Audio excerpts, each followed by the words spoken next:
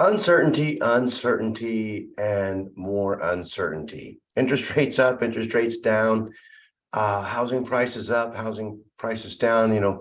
What's happening to the equity in my house? Get that question quite a bit. I can't afford to buy, I can't afford to sell.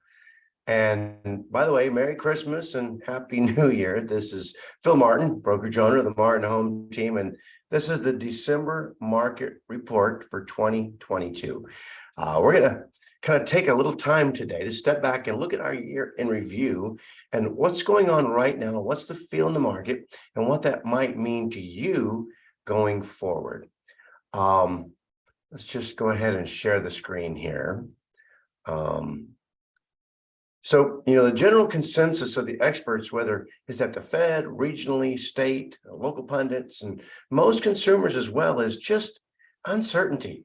Everybody's wondering what's going to happen in 2023 with the housing market. And of course, that's a good question. Of course, the news outlets and the social media pundits are putting their best spin on the fear as usual, but let's just step back and say what did happen this year with for example, housing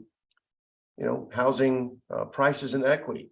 Of course, it's plain to see that everybody knows housing prices, have been depreciating, decelerating. The amount of deceleration that you're experiencing really depends on what neighborhood you're in, how old your house is, et cetera. But it's been between 5 and 12%. But even with the price depreciation or deceleration, take a look at this. In aggregate, here's the equity in our homes in aggregate across the nation from 2005 to 2022.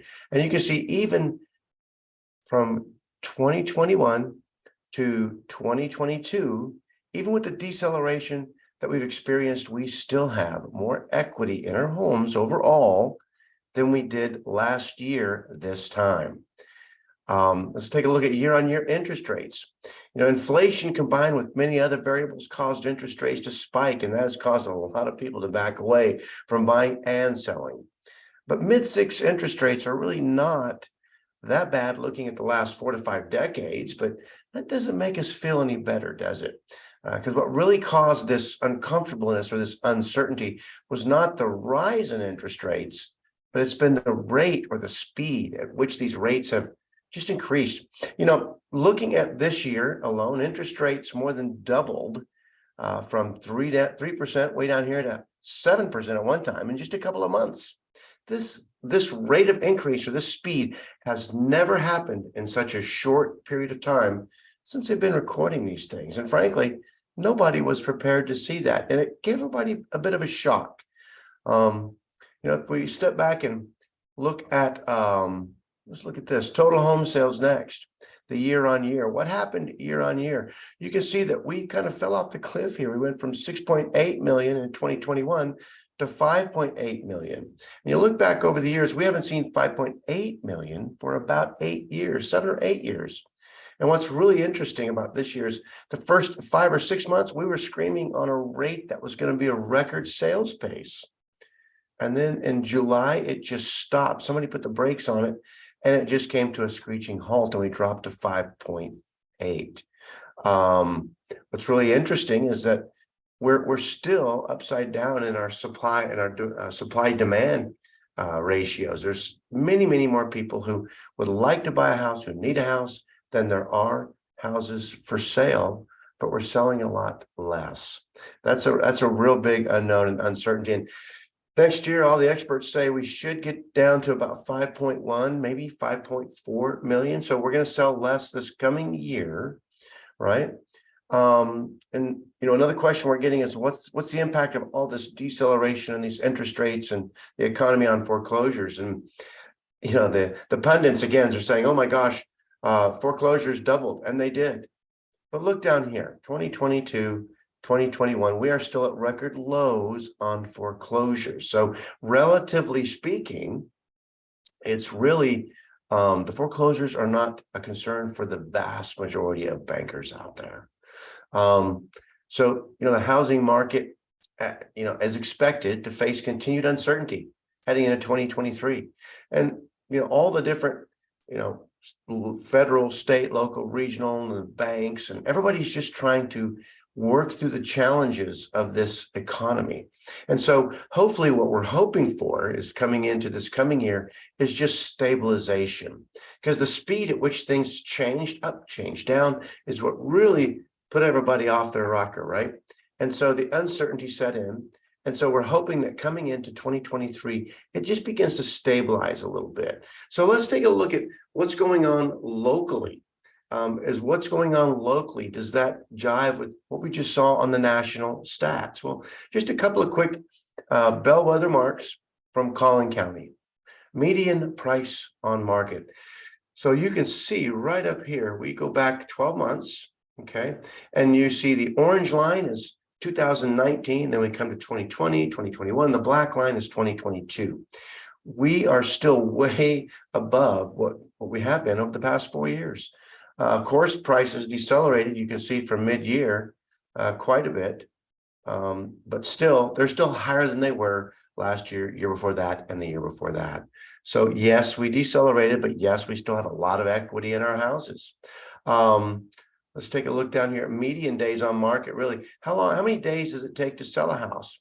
Here's really crazy. I told you in the first of the year, everybody knew things were just screaming off the shelf. You can see here in 2022, April, 0 days on market, and we get to 7 days on market, 7 days on market. But you can see the black line started to creep up all the way through, and now ending the year. By the way, these stats are being aggregated across the county every 7 days. We keep up with it pretty closely. And you can see now that although we're at 56 days, the median, still not as high as it was 2019. And if you think about it, selling a $500,000 asset in less than 2 months pretty regularly is not the most painful thing. But the painful thing is the variation in that. Some people are 100 days, some people are 34, believe it or not. So again, it just how much equity you have and deceleration and the rest of that really depends on the specific area where you live, the very specific block possibly where you live. So getting some personal assessment is very, very important as you begin to look at what's going on with my specific house in the middle of all these trends. And lastly, inventory. Here's another interesting thing coming into 2023. Normally, we have a downturn in inventories. You know, this time of year, it's holidays, less homes are sold. But look at the black line here. The black line for 2022, right? Inventory is actually going up because less people are buying right now because of the uncertainty. And of course, we are hoping that coming into this year, you know, that's going to stabilize quite a bit. Like people still asking, should I buy? Should I sell? Well, if you really need to buy and sell, and we have clients in that particular category, we need to buy and sell. And so we do. If you're just thinking about it, and what is the impact to you if you're going to do that in the year 2023, give us a call. Let's sit down, or we'll go on Zoom is how we normally do it. And we just go through what's the financial comfort zone? What is the market specifically in your area or your area of interest, and what do the rates look like? What will they look like in the next 60 to 90 days? We come in and advise with some other professionals, and we really put together a personal scenario for our clients, and then put them in the best decision possible for them to make the best decision for them and their families.